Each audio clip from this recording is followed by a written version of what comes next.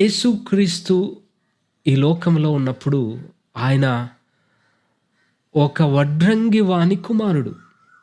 కానీ వడ్రంగి పని చేయటానికి దేవుడు ఆయనను నియమించలేదు. దేవుడు ఆయనను పంపలేదు. హల్లెలూయా! దేవునికి స్తోత్రం. దేవునికి మహిమ కలుగును గాక.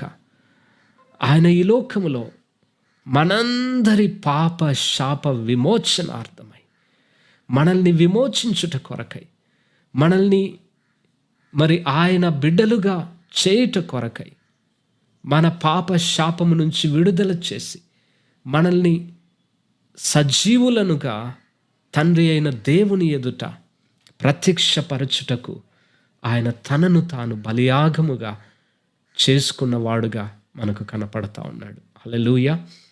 దేవునికి మహిమ కలుగును గాక. ఆయన ప్రధాన యాజకుడు,